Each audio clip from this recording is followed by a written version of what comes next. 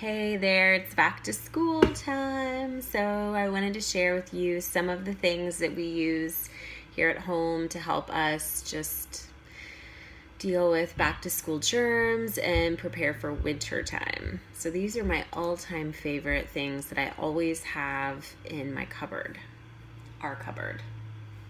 So first is colloidal silver. This is a natural antibiotic and it is fabulous. This one, I usually get it in a dropper type bottle, but this is a spray and it's different. And it's not a nasal spray that I'm aware of either. I think you just spray it right in the mouth. But we take this anytime that we're starting to feel really lousy or feeling like, we've got something going on that might need a potential antibiotic. I will tell you that my son got bit by our dog playfully. I mean, he was playing. And I was really concerned because I don't remember when the last time Charlie had a tetanus vaccine. And it was kind of a deeper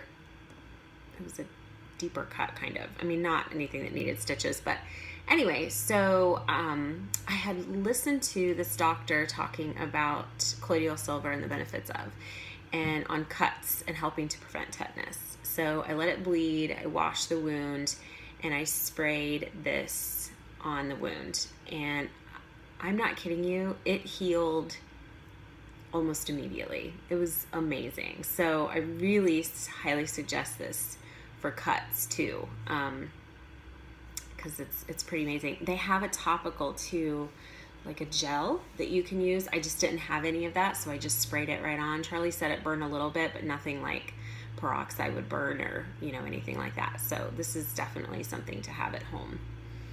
Next is a throat spray. These are really great for, I don't know, this might be backwards. I don't know. You guys can get the gist, I'm sure.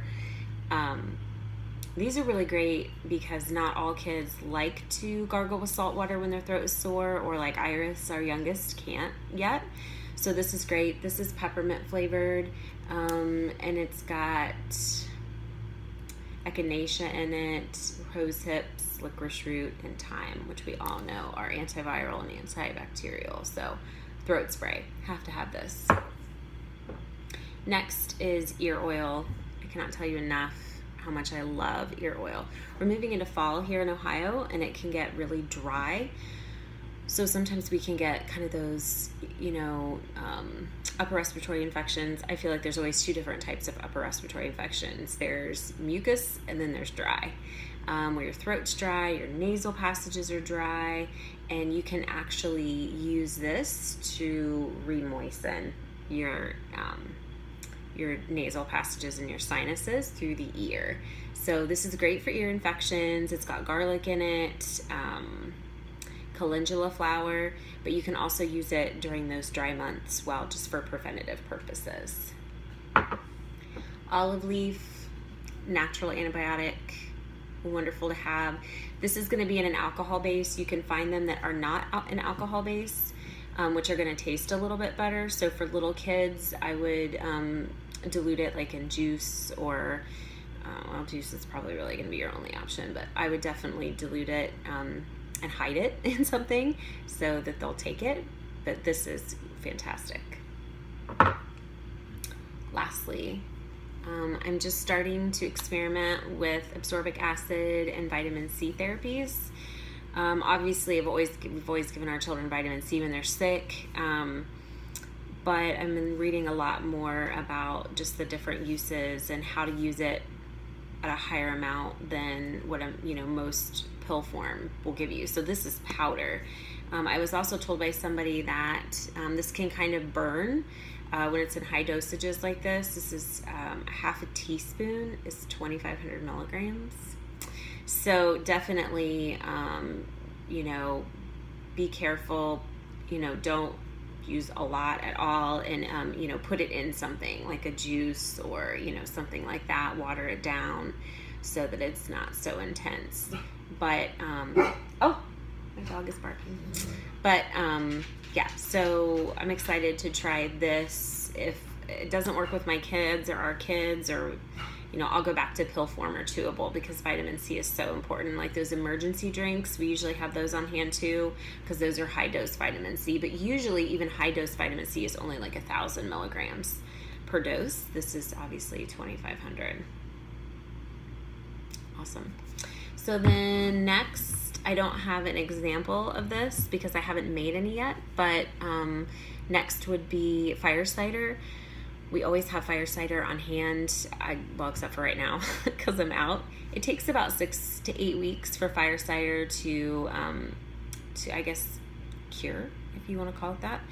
It's a very, very old recipe, and I will post the recipe here on the blog so that you can make your own.